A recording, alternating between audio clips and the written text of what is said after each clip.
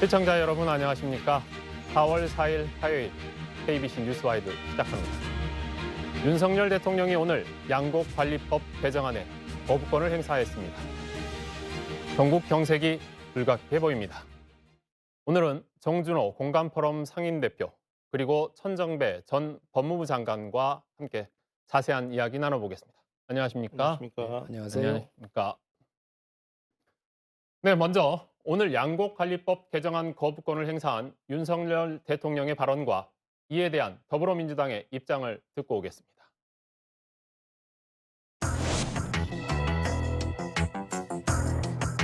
제대로 된 토론 없이 국회에서 일방적으로 통과시켜 매우 유감스럽게 생각합니다. 이 법안은 농업의 생산성을 높이고 농가 소득을 높이려는 정부의 농정 목표에도 반하고 농업인과 농촌 발전에도 전혀 도움이 되지 않는 전형적인 포퓰리즘 법안입니다. 윤석열 대통령이 칼날처럼 휘두른 이 국내의 1호 거부권은 입법부인 국회를 겁박해서 통법부로 전락시키려는 국회 입법권에 대한 정면 도전입니다. 윤석열 대통령은 오늘 1호 거부권을 통해서 우리 농민의 절규를 철저히 외면한 비정한 정치로 역사에 기록될 것입니다. 네, 저희가 이제 거부권이라고 했는데 제2요구권. 이게 일단 제2요구권이 어떤 건지 좀 설명이 좀 필요할 것 같아요. 네, 그 국회에서 다수당이 이제 입법권을 행사를 해서 통과를 시켰을 때 대통령이 이제 소신에 의해서 제의 요구를 하면 다시 국회에서 이제 3분의 2 이상의 찬성이 있어야 이제 통과가 되는 그런 이제 그 대통령의 고유적 권한입니다.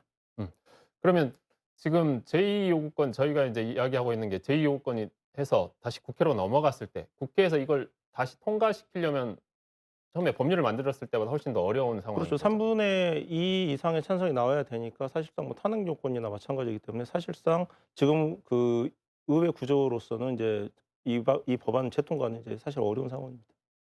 우리 천정배 전 장관께서 보시기에는 대통령의 거부권 행사 어떻게 보십니까? 윤석열 정부가 이제 한 11개월 정도 됐지 않습니까? 네, 사흘이 멀다 하고 국정의 여러 분야에서 그냥 그 참사가 빚어지고 있는데요. 저는 오늘의 거부권 행사는 또 하나의 참사라고 생각합니다. 이것은 농민들 생존권 또 국가의 식량 안보를 희생시킨 그야말로 무책임한 것인데요. 윤 대통령이 야당에 대해서 지금 포퓰리즘이라고 지금 네. 공격을 했죠.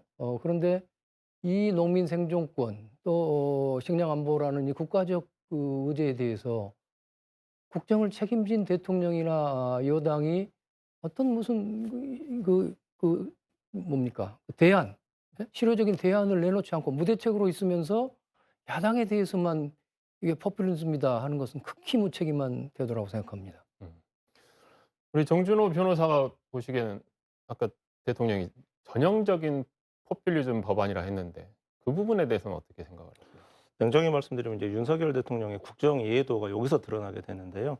포퓰리즘이라고 네 글자 단어 얘기하면 뭔가 여론이 우호 여론과 비판 여론 나뉘어가지고 본인 여론이 더 많을 것이다 이렇게 그냥 단순하게 생각하는 것 같은데 대통령이 1호 거부권 행사를 하려고 했으면 그 법안 내용을 잘 파악을 해서 잘 골랐어야 되는데 하필 거부권 대상으로 골라도 이 양곡관리법을 왜 골랐는지 저는 이해가 도통 안 됩니다. 왜냐 지금 뭐 그 시장 격리 요건으로서 뭐 3%냐, 5%냐, 뭐 15%냐 이런 정도 얘기가 나오는데요.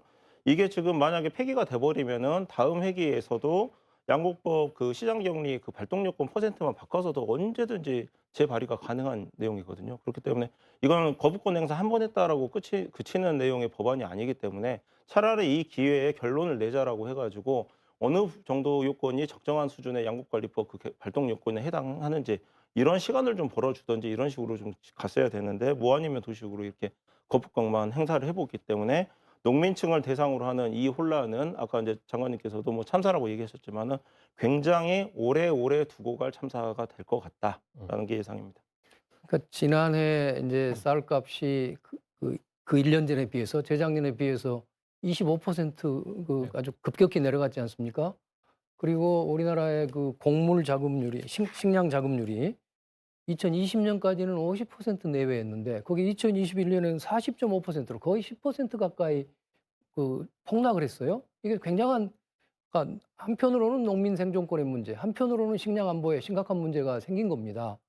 그러면 이 부분에 대해서 이거에 대해서 정말 그 대통령이나 여당이 이걸 해결할 수 있는 무슨 대안을 뭐 그야말로 아무 대안도 만들지 않은 상태에서 대책 없이 법권 행사했으니까 그래서 저는 이거 아주 무책임하고 그래서 이것은 국정의 또 하나의 참사다 이렇게 말하지 않을 수가 없습니다. 지금 이 정준호 변호사님 제2요구권이 국회로 넘어가서 이제 통과를 못했다고 치면 다시 이 양곡관리법을 논의할 수가 없는 상황이 되는 거죠. 새로 다른 걸 해야 되는 거죠. 그렇죠. 이제 회기 안에서는 법안이 폐기가 됐으니까 새로운 임시회기에서는 근데 뭐 비슷한 내용으로 재발의하는 것 자체는 뭐 언제든지 할 수가 있기 때문에 제가 보기에는 반복이 될 만한 지금 논란입니다. 그러다 보니까 민주당은 지금 농해수위 어제 전체회의에서 한덕수 총리한테 탄핵, 양아치 이런 진짜 국회에서 참 안타까운 이야기들이 계속 나와요. 그리고 이제 장애투쟁하고 삭발식도 열었는데 이 부분 어떻게 보십니까? 지금 제가 이제 지난번 방송에서 이제 이런 말씀을 좀 드렸었는데요. 포퓰리즘 법안이라고 한다면은 거기에 맞서는 거는 아마 윤석열 정부에서 그 기재부 모피아라고 하는 사람들을 등판시켜서 소위 말하는 재정론으로 뭔가 그 포퓰리즘에 대한 여론을 이렇게 전문가적인 입장에서 이렇게 제압을 하려는 모습이 좀 펼쳐지지 않겠느냐라는 생각을 했었는데 한덕수 총리의 어제 오늘 발언을 보면 그 부분과는 전혀 동떨어진 내용이거든요. 뭔가 숫자 노름이 될 줄 알았는데 결국 나왔던 게 그 농촌경제연구원에서 1조 원 이상 뭐 예산이 들어갈 거다. 그러니까 아주 러프하게 그냥 1조 원이라는 단어 하나만 딱 써가지고 지금 나와버린 게 됐는데 사실 이게 지금 양곡관리법 같은 경우에 있어서는 쌀 가격을 결정하는 그 시스템에 관련된 내용이잖아요. 그래서 뭐 청와대 이전 비용이 500억이냐 아니면 뭐 1조까지 되냐 이 논란하고 좀 비슷한 논란이 돼버렸는데 조기에 시장 격리가 확정이 안 됐기 때문에 그 작년 쌀값이 뭐 26% 이상 그냥 확 폭락을 해버렸는데 지금 민주당에서는 하는 말이 조기에 시장 격리가 투입이 됐으면은 그 정도까지 폭락은 안 했을 거다. 사전에 시장에 뭔가 좀 사인을 주는 방식으로 해서 이걸 조절할 수 있기 때문에 이 법안 취지가 그렇게 보유가 된다라고 했는데 한덕수 총리는 무조건 그냥 1조 이상 든다. 그냥 그 얘기만 하고 그냥 넘어가려고 하다 보니까 이거는 끝나지 않는 논쟁이 될 수밖에 없는 거죠. 근데 그 이야기도 이제 민주당이 국회에 제출했던 원안으로 계산한 게 아까 농촌경제연구원의 네. 원안을 기초로 해서 계산한 게 뭐 1조 원이다. 그 타당성 여부를 또 떠나서라도 원안 기초에서 1조 원이라고 그랬는데 사실은 그 국회 심의 과정에서 수정안이 처리됐기 그렇죠. 때문에 적어도 그 1조에서 상당 부분이 줄어야 되거든요. 거의 몇 천억일 수는 있어도 1조가 될 수는 없는 겁니다. 그런데 아마 총리가 원안을 기준으로 1조짜리를 말했으니까 우선 그 사실의 전제가 다른 거죠. 그런 점에서 아마 우리 야당 의원들이 화를 낼 만하지요. 그러나 이제 한편으로는 뭐 대통령이 헌법적 권한으로 이 거부권을 행사하는 거기 때문에 앞으로 국회에서 뭐 다시 민주당이 또 같은 안을 통과는 시킬 수 있겠습니다만은 그렇다고 해서 그것이 최종적으로 입법이 되는 것은 아니기 때문에 민주당으로서는 좀 억울하더라도 정말 다시 그 정부 여당과 적어도 대화하고 협력하는 그런 자세를 보여서 협상을 해야 된다고 저는 생각합니다. 근데 이제 뭐 천정배 전 장관께서도 국회에 오래 계셨으니까 아시겠지만 민주당이 지금 야당이 했던 거는 뭐 장애투쟁 바로 했고 삭발식을 했단 말이죠. 그러면 이제 강경하게 대립하겠다는 것이지 어떤 이야기를 하겠다는 건 서로 아니지 않습니까? 지금 상황. 뭐 어느 정도 투쟁을 해야 되겠죠. 그리고 그것이 이제 결국은 국민들에 대해서 민주당의 입장이 왜 옳고 윤석열 대통령의 입장이 그런지 하는 거에 대한 그 여론을 환기하는 그런 노력들이 있어야 되겠죠. 그건 야당이 해야 될 당연한 정치적으로 해야 될 당연한 것인데요. 그것을 병행하면서 결국은 뭐 오늘부터 당장 할 수는 없을지 모르지만 앞으로 시간이 좀 있으니까 언젠가는 그러니까 싸우면서 뭐랍니까 일한달까요? 억울하더라도 지금 야당이니까 대통령의 그 권한을 무너뜨릴 최종적인 방법은 없고 결국은 무너뜨릴 수 있는 것은 국민 여론의 추이 아니겠습니까? 그래서 여론을 환기하면서 한편으로는 국회에서 협상하겠다는 자세를 가져야 한다고 생각합니다. 억울하지만 국익을 위해서 또 농민들을 위해서 그런 길을 가야 한다고 봅니다. 네. 이제 전 장관께서 말씀해 주신 억울하지만 국회에서 할 일은 해야 된다라고 말씀해 주셨는데 뭐 지금 이제 장애투쟁이나 삭발식에 대해서 여당인 국민의힘에서는 뭐 이런 이야기를 했더라고요. "삭발해 봐야 머리는 자란다." 굳이 이렇게 진짜 감정적인 소모를 하는 것 같아서 그런 부분들 이제 오래 계셨었잖아요, 국회에. 이게 어떻습니까? 요즘의 국회의 모습 그런 것들에 대해서. 아직 자기들이 여당인 줄을 모르는 모양입니다. 우리가 가진 상식은 야당은 좀 뭐 예를 들면 여당에서 보기에는 좀 격렬하게 뭐 사실은 세상이 그런 거 아닙니까? 야당은 권력을 가지지 않는 비판 세력이기 때문에 그 비판 과정에서 좀 뭐랄까요? 사케스틱하달까요? 뭐 재미있게 말도 하고 뭐 좀 그렇게 하는 수 있지 않습니까? 그러나 여당은 훨씬 더 금도와 자제력을 가져야 되죠. 더구나 말도 말이지만 이번에 국회 심의 과정에서도 여당이 무슨 합리적인 대안을 냈다는 그런 소식을 들어본 적이 없어요. 어 어찌 보면 아주 극단적인 시장주의를 할까요? 시장에 맡기면 된다." 이런 생각을 갖고 있는 것 같습니다.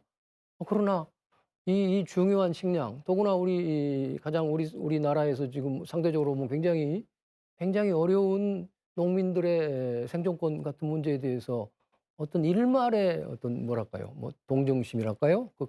뭐 측은지심 같은 것을 좀 못 보이고 있지 않습니까? 그래서 아주 무책임한 여당이고 여당이 그렇게 가면은 우리나라의 앞날이 너무 걱정됩니다. 그 삭발식 얘기가 나왔는데 머리가 인제 "잘한다."라고 얘기를 듣고 제가 좀 많이 좀 어이가 좀 없었는데요. 제 기억에 19 년도로 기억을 하는데 그 당시에 인제 국민의힘 전신이었던 당에서 좀 언론에 이슈가 됐던 삭발식이 3번 있었습니다. 패스트트랙 관련해 가지고 최교일 의원부터 시작해서 4 명이 인제 연마미소 지으면서 인제 했던 장면이 있었고 이현주 의원이 이제 조국 장관 임명 반대를 하면서 삭발식을 했는데 홍준표 당시에 인제 그 대표가 "얼마나 아름다운 뭐 삭발식이냐." 뭐 이런 표현까지 했었고 그다음에 잘 아시듯이 그 초유의 제1 야당 대표의 삭발식이라고 해서 생중계까지 됐던 이제 한교안 그 대표의 삭발식까지 있었는데요. 19 년도에만 3번 할 때는 그렇게 뭐 안 해 놓고 지금 이번에서는 뭐 "머리는 잘한다."라고 표현을 한 거 보면 좀 4년 전에 황교안 대표한테 좀 그렇게 얘기를 해 보지. 좀 그런 생각이 좀 들었습니다. 그러면 지금 이제 우리 전정배 전 장관께서도 말씀하셨잖아요. "그래도 일은 하자." 그러면 민주당이 지금 상황에서 양곡관리법, 새로운 양곡관리법 뭐 개정안이든지 어떤 것들을 준비를 해야 되지 않을까 싶어요.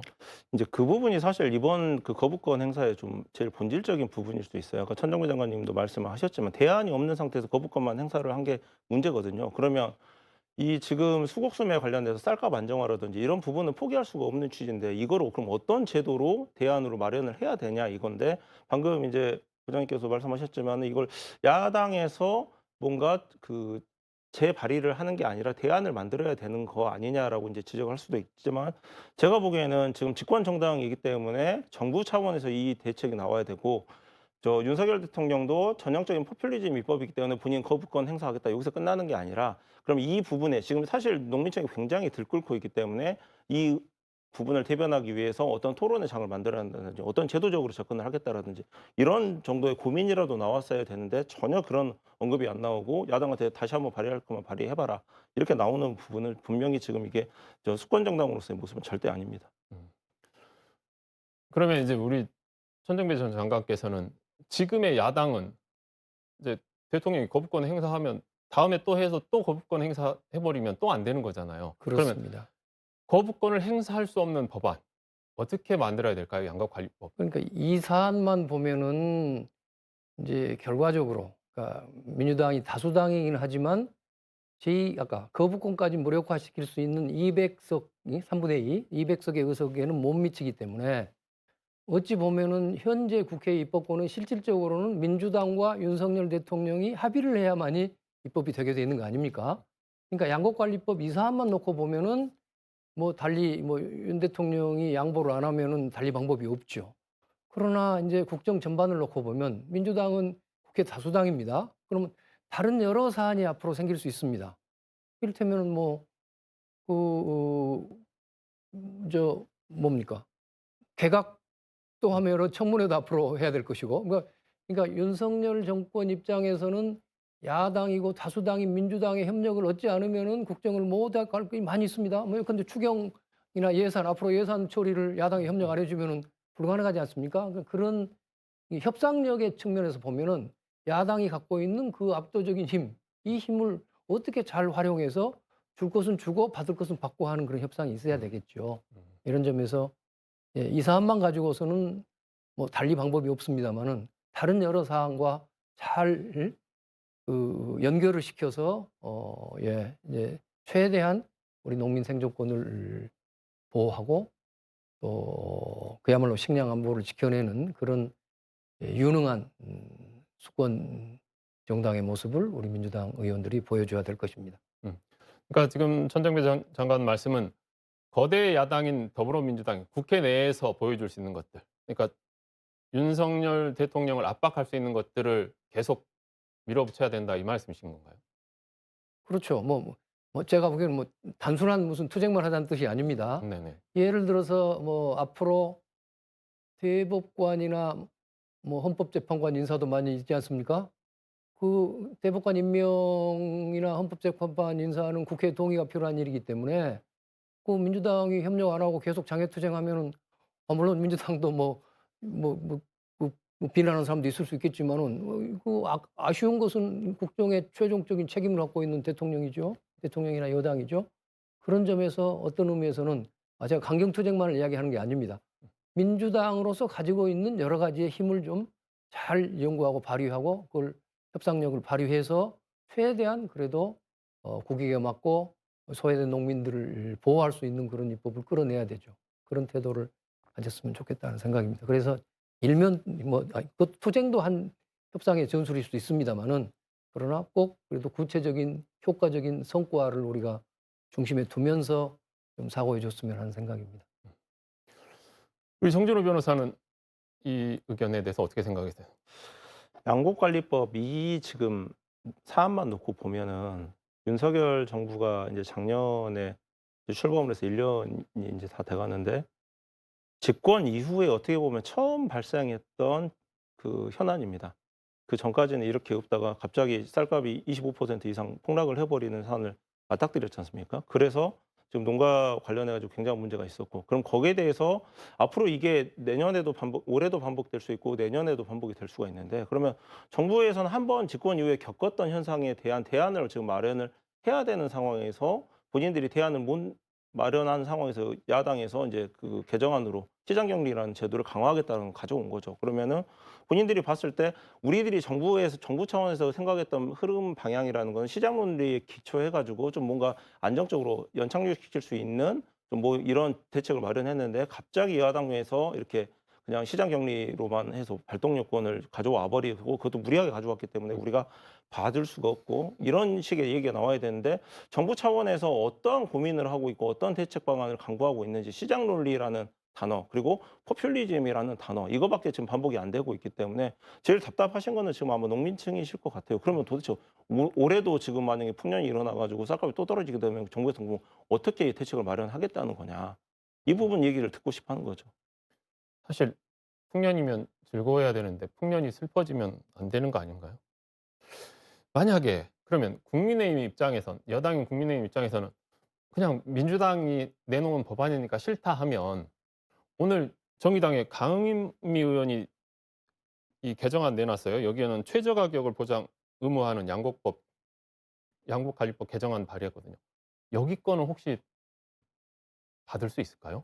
아니, 못 받죠. 못 받고 지금 그렇기 때문에 지금 정부 입장이 답답하다는 게, 당장 그 말씀하신 것처럼 정의당에서도 독자적인 안을 지금 발의를 해버리잖아요. 그러면은 여러 차례 정부에서 뭔가 이렇게 본인들이 생각했던 방향은 이 방향이니까 이거와 관련해 가지고 더 좋은 의견이 있으면 토론을 해 보자라고 했으면은 그런 식으로 중구난방식으로 지금 발의가 이루어지진 않죠. 근데 그 부분이었기 때문에 뭔가 그러면은 우리는 우리대로 입장을 내고 민주당은 민주당대로 또 재발의를 하고 정부는 정부대로 그냥 포퓰리즘이라고 계속 거부권을 행사를 하고 이게 도돌이표가 될 수밖에 없는 상황이기 때문에 국정 최고 책임자라면 이 부분에 대해서 가닥을 짚어낼 줄 알아야죠. 근데 전정미 전 장관님, 한덕수 총리는 계속 하는 얘기가 그거예요. 어떤 경우에도 강제 격리는 안 된다. 뭐 그 이야기만 계속 반복하는데 이 도돌이표처럼 그 똑같은 이야기만 하는데 이걸 언제까지 들어야 되는 거죠? 농민들 입장에서는? 예, 저도 참 답답하고 안타깝습니다. 그러나 그 태도를 어느 정도 바꿔내지 않으면은 불가능한 거니까요. 다시 반복이 될 것 같습니다만, 첫째는 우리 국민 여론이 중요할 것 같고요. 그렇지 않아도 지금 윤석열 정부의 대통령에 대한 지지율이 한 30% 정도로 또 떨어져 있지 않습니까? 그것이 더 나아가서 이번 일을 뭐 다른 일도 많이 있습니다만은 예컨대 한 10%포인트 뚝 떨어진다고 그러면 아마 그쪽에서도 윤석열 대통령이나 여당 쪽에서도 어떤 방식으로 이 국민에 대한 어떤 타협, 야당에 대한 어떤 일종의 양보를 하지 않을 수가 없을 겁니다. 이런 것을 우선 어떻게 이끌어내느냐 하는 게 중요할 것 같고요. 아까 말씀드린 또 하나는 다른 사안들이 앞으로 있다 이겁니다. 야당의 협력이 절대적으로 필요한 사안들하고 서로 연계를 해서 물론 원칙적으로 국정에 관해서 야당이 다른 사안과 연계한다는 것은 뭐 그렇게 바람직한 것은 아닙니다. 그러나 그야말로 정말 지켜야 할 중요한 가치들은 야당이 가지고 있는 모든 힘을 다 발휘해서 얻어낼 건 얻어내야 한다고 생각합니다. 그런 점에서 민주당 의원들이 한편으로는 비분관계해야 되지만 국민들에게 잘 이 사태를 잘 설명해서 여론을 불러일으키고 또 야당하고도 냉철하게 협상을 할 수 있는 그런 태도를 가져야 한다고 생각합니다. 오늘 그 신정훈 의원하고 한덕수 총리의 그 사전 생산 조정과 관련된 논쟁 이제 기사를 보고 제가 사실 그 부분이 제일 답답했던 부분이었는데요. 한덕수 총리는 강제 매수 있는 한 사전 생산 조정은 기대하기 어렵다. 없다. 왜? 그 생산량 어떻게 줄이겠냐. 국가에서 매수를 해주는데 이렇게 그냥 딱 잘라서 얘기를 해버렸거든요. 그러면 저는 이제 사실 듣고 싶었던 얘기는 이런 거였죠. 만약에 이제 그 생산 기술이 계속 상향 이제 평준화가 될 거기 때문에 생산량은 늘 거고 그렇게 하면 쌀 재배 면적을 좀 줄여야 되는 지금 정책이 시행이 될 수밖에 없는데 그렇다고 하면 양곡관리법을 예를 들어서 한 5년만 한시 시행을 한다든지 이러면서 뭔가 단계적으로 그 논에서 그 농지 면적을 좀 다른 작물로 대체를 하는 그런 식으로 됐을 때 뭔가 보조금을 지원을 한다든지 유도책이나 이런 책을 좀 쓰면서 점차적으로 단계적으로 쌀 재배 면적을 좀 줄여나가는 뭐 대책을 고민 중이니까 그 부분과 관련해 가지고 사전 생산 조정을 정부 좀 뜻에 맡겨달라. 이 방안에 동참을 해달라. 이런 식의 좀 표현이 나올 것 같았는데 강제 매수 한다면은 사전 생산 조정 없기 때문에 그럼 내가 단정할 수 있다. 이런 식으로 뭐 악에 받쳐서 이렇게 그 농수산위 위원하고 이렇게 논쟁을 하는 이거는 지금 국정 총괄하는 총리로서의 지금 적합한 모습이었는지 제가 정말 그 부분은 좀 의문이 드는 장면이었습니다. 근데 이번에 그 민주당 거부권이 행사된 그 네. 민주당의 수정안을 보더라도요. 지금 말씀하신 그러니까 한 총리가 걱정하는 뭐 쌀을 그러면 그냥 과잉 생산이 계속할 거 아니냐. 정부가 다 소매 좀 하는 그 이른바 부작용을 방지할 수 있는 여러 장치들을 창의적으로 만들려고 하고 있습니다. 근데 그 예. 수정안에 그게 이미 들어 있더라고요. 그렇습니다. 그렇습니다. 그러니까 그 정부 재량을 확대해서 그러니까 쌀 농사 재배 면적이 증가하는 경우에는 정부 소매를 하지 않을 수 있다. 이런 재량권을 지금 정부에 주자는 겁니다. 이제 그런 문제의식을 가지고 보면은 여러 가지 창의적인 아까 사실은 무작정 그 쌀 생산량이 늘어가고 그걸 정부가 계속 사줘야 한다면은 그것은 문제가 있는 건 사실이죠. 근데 그 문제를 방지할 수 있는 그런 대책에 대해서 얼마든지 지금도 있고 또 그것을 또 여야 간에도 또 국민과 사이에도 협의해 볼 수 있는 여지가 있는데 그 여지를 잘라 버리면서 그 포퓰리즘이다. 뭐 이건 뭐 절대 없다. 이런 방식으로 나온다는 것은 그건 국정을 책임진 세력으로서 있을 수 없는 정말 무책임한 태도입니다. 그러니까 지난번에 여당에서는 이게 뭐 우리만 반대하는 게 아니라 농민 단체들도 반대하더라라고 이야기를 했단 말이죠, 사실은. 근데 농민단체가 반대했던 건 원안에서 자꾸 후퇴를 하니까 이제 누더기 법안이 된 것에 대한 반대였지 양곡관리법 개정안을 개정하지 않자는 건 아니었는데 그러죠. 예. 해석을 예. 이상하게 하더라고요. 아, 그러니까요. 늘 이게 말이 안 되는 거. 아니, 농민단체는 불만족스러워서 반대한 것이고, 예, 예, 저 이제 정부 여당 측은 그건 도저히 있을 수 없다고 해서 반대한 거니까 전혀 다른 거죠. 그 미흡하다. 농민단체가 미흡해서 반대한 것인데 마치 그 자체를 반대한 것처럼 뭐 그렇게 밀어붙이는 것도 이제 사실에 대한 아주 의도적인 왜곡이죠. 근데 이제 저희가 이제 양곡관리법이 어쩌면 시작일 수도 있어요. 왜냐하면 그 뒤에 뭐 간호법, 방송법, 노란봉투법 이런 정부 여당이 좋아하지 어려운 그런 법안들이 이제 있는데 계속 대통령이 이렇게 거부권을 행사할 수 있단 말이죠. 그러면 이게 계속 이제 국회에선 강행 처리를 하고 대통령은 거부권 행사하고 이게 반복이 되면 결국엔 누가 더 큰 타격을 받을까요? 저는 당연히 국정 최고 책임자인 윤석열 대통령일 거라고 단언을 하는데요. 제가 아까 처음에 얘기했던 것처럼 하필 거부권 행사 대상을 골라도 이런 법안을 골라가지고 거부권 행사를 하냐라고 했는데 너무 고민 없이 행사를 해버렸어요. 1호 거부권을. 아까 말씀드린 하신 것처럼 뭐 간호법이나 방송법이나 뭐 노란봉투법에 대해서는 이제 지금 보수 쪽 그 여론에서는 1호 그 거부권도 쉽게 행사했으니까 나머지 부분도 거부권 행사 쉽게 해라라고 여론이 만들어질 수밖에 없거든요. 극단적인 층에서는. 그러면 그 부분을 어떻게 설득을 하면서 갈 건지 최소한 지금 농민 이 지역이라는 게 남도에만 있는 게 아니라 인천에도 강화도에서 쌀 생산을 하고 TK, PK에서도 쌀 생산량이 적지가 않단 말이죠. 그러면 이렇게 지역하고 상관없이 여론을 다 쪼개놓고 거부권을 행사를 해버렸으면 다음에 대해서는 그 거부권 행사하고 안 하고의 기준을 도대체 뭘로 설명을 할 겁니까? 그 기준 설명 못하면 윤석열 대통령이 타격이 있는 거죠. 우리 천정배 전 장관께서는 어느 쪽에 더 큰 타격이 갈 거라고 생각을 하시나요? 아마 윤석열 대통령과 여당에서는 뭐 국민 통합이나 이런 거에는 별 관심이 없고 이런 방식으로 가는 것이 이 자기들 세력, 뭐 보수 세력이든 그게 뭐 상대 기득권 세력이든 이 세력들을 결집시켜서 아마 앞으로 선거에도 유리하고 뭐 자기들 집권 기반이 될 것이다 이렇게 아마 생각하고 있겠죠. 네. 그래서 이제 이것은 국민 통합이라는 것은 정말로 중요한 목표인 것이지 아무리 정치가 여야로 갈려 있지만 기본적으로 그래도 한 국가의 국민으로서 야당을 지지하는 국민도 포용하고 통합해야 되는 것이 대통령의 뭐 의무와 책임 아니겠습니까? 네. 이게 굉장히 안타깝고요. 그래서 예. 결국은 저는 여론의 추이라고 생각합니다. 예. 아마 윤석열 대통령도 국정 지지율이 뭐 10%라든가 뭐 5%라든가 이렇게 떨어지면은 도리가 없을 겁니다. 과거에 이명박 대통령 때도 그때 뭐 쇠고기 파동이 생겨가지고 뭐 지지율이 날로 추락하니까 뭐 뒤에 할 수 없이 국민 사죄도 하고 뭐 그랬잖아요. 네. 그래서 이제 지금 우리는 물론 지금 지금 정부 여당 쪽의 어떤 뭐 독재적인 태도가 걱정됩니다만은 그러나 기본적으로 지금 대한민국은 민주주의 국가입니다. 국민들의 민의를 어떻게 이겨내겠습니까? 그런 점에서 아마 최종적으로는 우리 여론이 국민 여론이 결론을 내줄 것으로 봅니다. 네. 알겠습니다. 두 분과의 오늘 이야기는 여기까지 듣겠습니다. 함께 해주셔서 감사합니다. 예, 고맙습니다.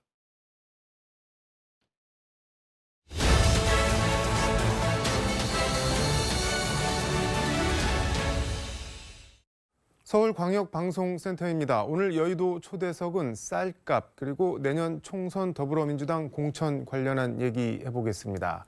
민주당 공천 TF 단장 삼선 이계호 의원 스튜디오에 나와 있습니다. 의원님 안녕하세요.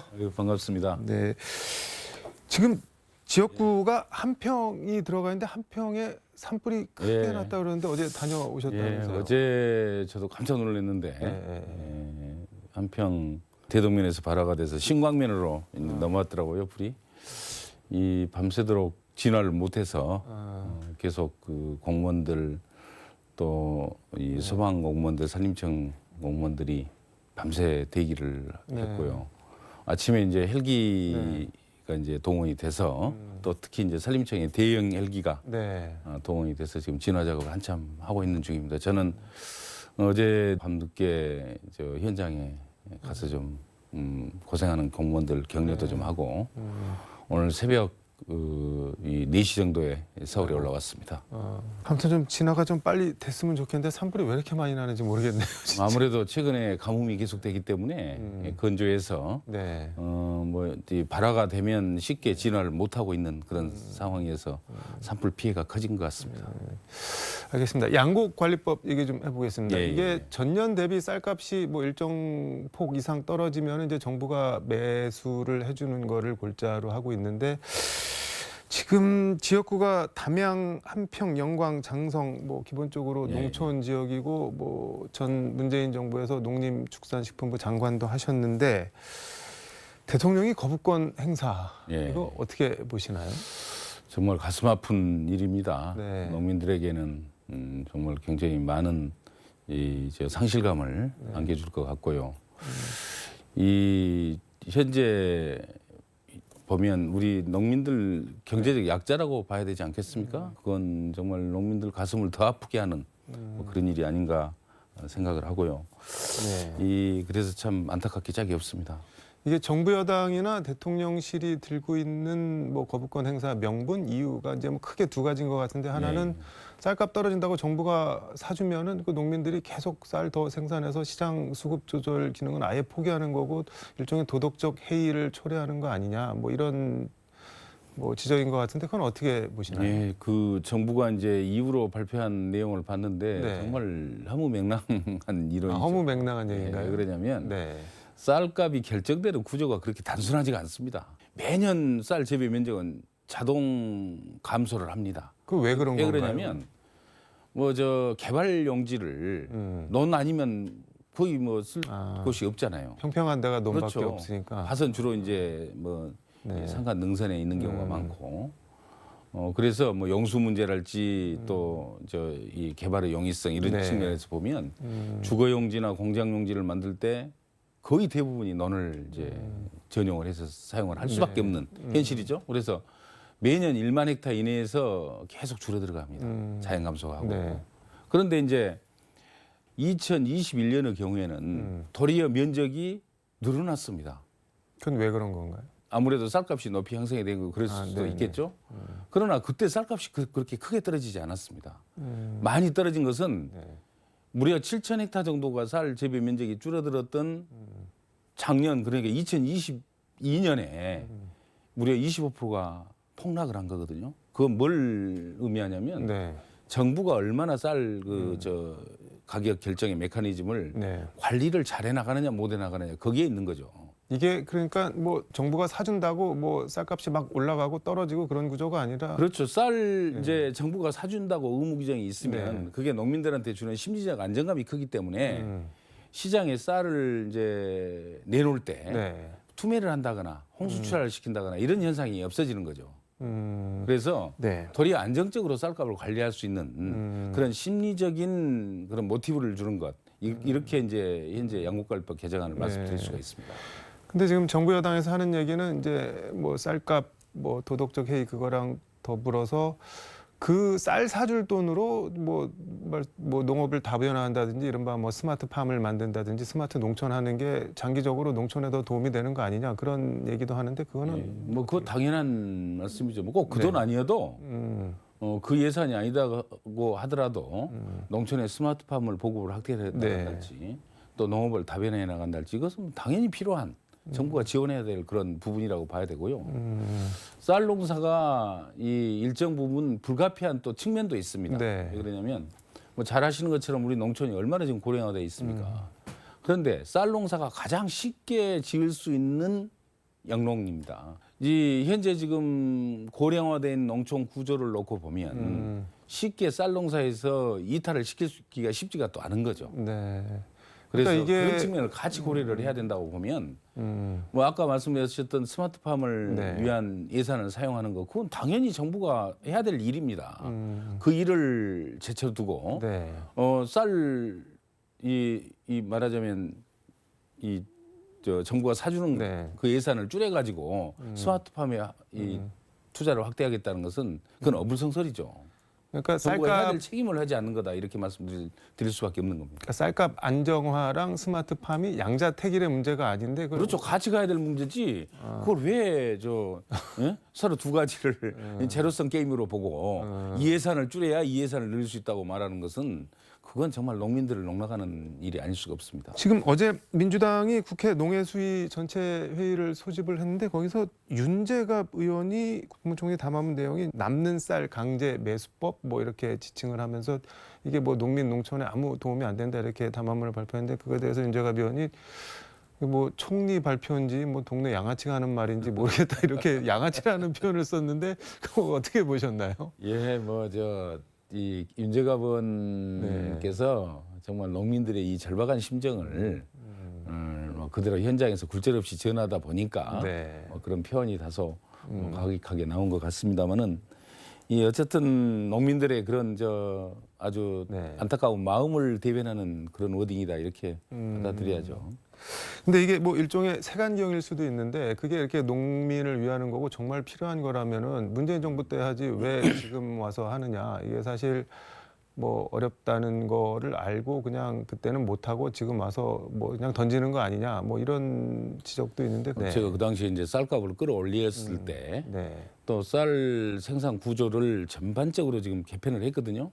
그 당시에 주도를 했던 장관이었기 네. 때문에. 근데 사실 아까 제가 여러 차례 말씀을 드렸습니다만은 2017년부터 그러니까 문재인 정부가 출범하면서부터 쌀값이 오르기 시작해서 문재인 정부 말기까지는 비교적 쌀값이 그래도 어느 정도 안정적으로 유지가 돼 왔습니다.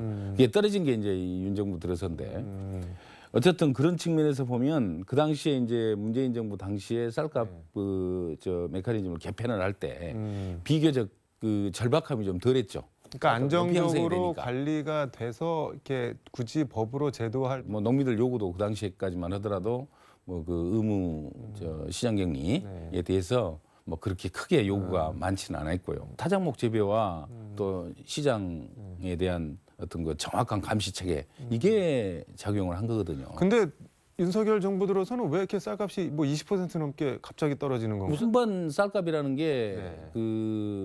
흐름을 놓쳐버리면 그 시기 잡기가 힘듭니다. 그 해에는. 그 뭔가 지금 잘못을 하고 저는 가장 큰 이유가 타작목 재배를 하지 않음으로써 쌀 재배에 대한 농민들의 어떤 경각심을 상당히 느슨하게 만들 수밖에 없었고 또 정부 측면에서도 정부 차원에서도 쌀 생산량이 어느 정도 늘어날 것이라는 그런 예측들을 정확하게 하지 못하고 그러한 시그널을 쌀 시장에다 미리 사전에 던져줘야 되는데 그걸 놓친 게 가장 큰 이유가 아니냐 이렇게 받아들이고 있습니다. 이게 대통령이 제2요구권을 행사하면 다시 국회로 이제 넘어오잖아요. 그러면 3분의 2가 찬성을 해야 되는데 이거 어떻게 처리가 가능할까요? 어떻게? 현재 이제 여당이 100석 이상이 되지 않습니까? 그래서 뭐 그건 어렵다고 보고 있고요. 근데 이게 있습니다. 현재 지금 그 윤석열 정부에서 거부권을 행사하겠다는 그 개정안이 말하자면 민주당이 처음에 내놨던 그 원안이 아닙니다. 그 안에 대해서 김진표 국회의장이 조정안을 내놨거든요. 그래서 그 조정안을 받아가지고 일부 이 수정을 한 수정안입니다. 그런 만큼 저는 이제 이렇게 됐으니까 민주당 원안을 다시 추진을 해야 된다 이렇게 생각을 합니다.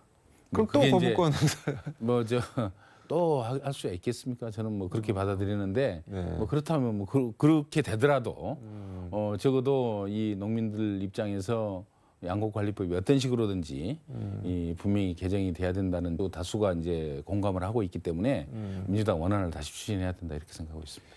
이게 단도직입적으로 윤석열 대통령 거부권 행사가 옳은 거라고 보시나요? 아니면 잘못? 제가 뭐 여러 번 말씀드렸지 않습니까? 농민들의 그 안타까운 심정 그리고 현재 쌀값 결정의 메커니즘 그리고 정부가 해야 될 어떤 책임 이런 점을 고려한다면 그건 잘못된 거죠. 거부권 행사해서는 안 된다고 생각합니다.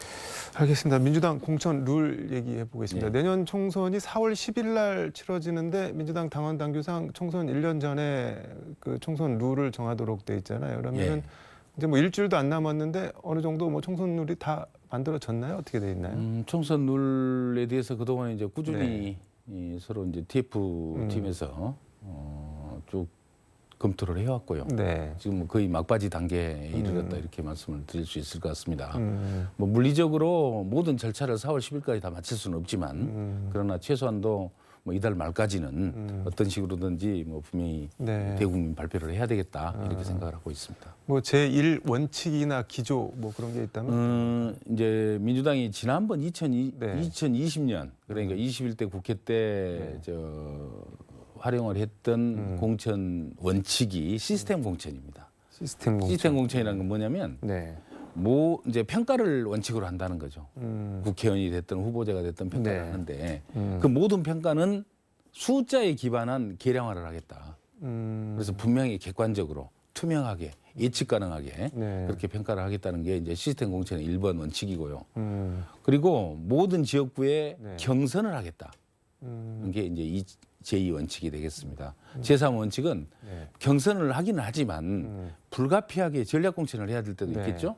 그 전략 공천에 대해서는 대단히 제한적으로 그러니까 우리 후보의 경쟁력이 이 타당 후보에 비해서 도저히 따라갈 수 없을 정도로 떨어지든지 그렇지 않으면 그 지역구의 지역위원장이 네. 어떤 이유든 간에 출마를 했을 때 그럴 때 한해서 대단히 제한적으로 전략 공천을 할 수 있도록 그렇게 이제 원칙을 정하고 그 원칙을 구현해 나가는 뭐 여러 가지 네. 세부적인 방법들을 현재 지금 검토를 하고 있습니다.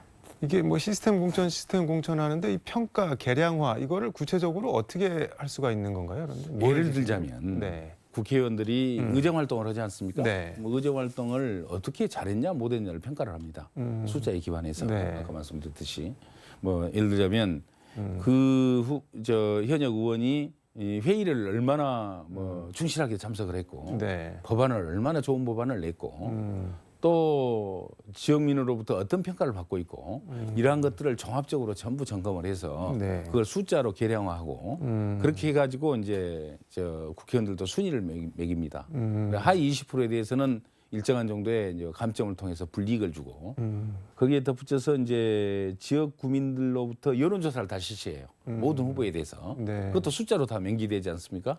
그래서 숫자화하고 네. 또 아울러 당 기여도 같은 것도 뭐 여러 가지 이제 기준을 가지고 점수화해서 당 기여도는 뭐 어떤 게 있을까요? 당직을 맡았달지 뭐 여러 가지 이제 당에 네. 직접적인 기여를 할 수 있는 당직들 뭐 이런 것에 대해서 얼마 정도 가점을 받고 뭐 이렇게 해서 세워가고 있습니다. 여론조사 같은 거를 하면은 뭐 이른바 강성 지지자들 뭐 개딸들 이런 목소리가 좀 많이 반영될 수도 있겠네요. 그러면은 그 지역구에 한해서 여론조사를 하기 때문에 그 지역민들의 의사가 반영되겠죠. 물론 뭐 개딸이니 개아재니 뭐 이런 얘기가 좀 나오던데 네. 그런 분들의 의사도 반영은 되겠죠. 그러나 그게 주도할 수는 없는 거죠. 왜곡되지 않는 네. 지역민들의 이 원천적 의사 이걸 반영해 나가는 걸 목표로 하고 있습니다. 그러니까 전국 여론조사가 아니어서 이렇게 특정 그렇죠. 그 집단이 당의 지역에 대해서 그 지역구에 한해서 여론조사를 하는 거죠. 전국적인 여론조사를 하는 것은 아니기 때문에 네. 뭐 그런 왜곡된 의사가 나타날 가능성은 비교적 적다 이렇게 말씀드릴 수 있겠네요.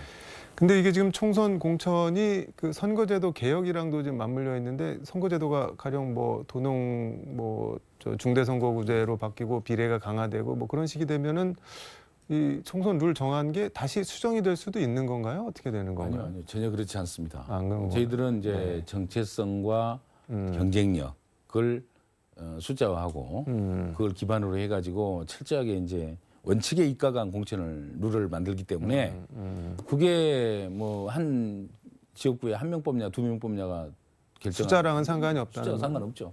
뭐 원칙과 기준에 따라서 계량화된 숫자에 의한 평가를 하기 때문에 그 평가는 뭐 몇 명이든 후보자가 몇 명이든 간에 그거 뭐 크게 상관이 없다고 생각을 합니다.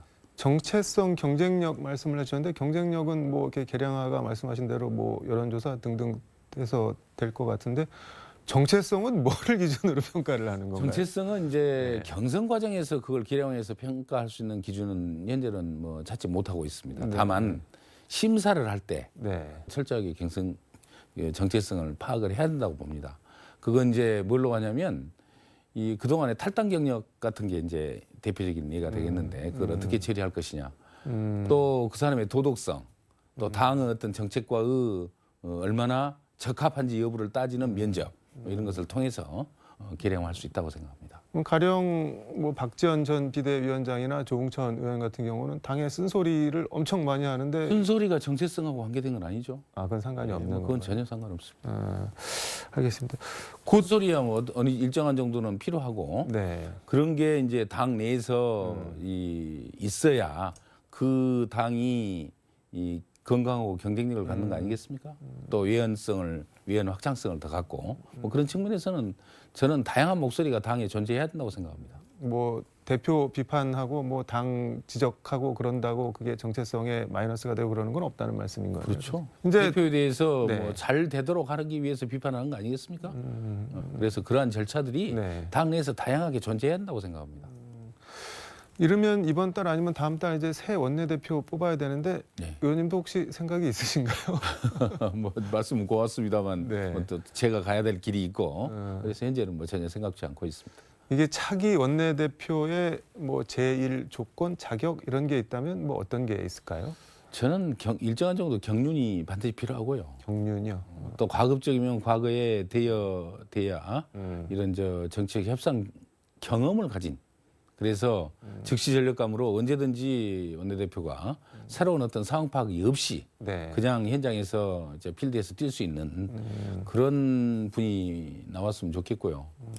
아울러서 지금 민주당에 이 많은 다양한 목소리들이 존재하지만 네. 민주당이 추구하는 어떤 정치적인 그 소위 말 그대로 정체성 네. 구현할 수 있는 그런 의지를 가진 이제 원내대표가 네. 나왔으면 좋겠다 이런 생각을 가지고 있습니다. 원내대표 선거 결과는 뭐 진짜 며느리도 모른다고 그러는데 뭐 현역 국회의원들이 뽑는 네. 그러한 경선이기 때문에 뭐 국회의원 하나하나가 헌법기관으로서 네. 말 그대로 한 짐이지 않습니까?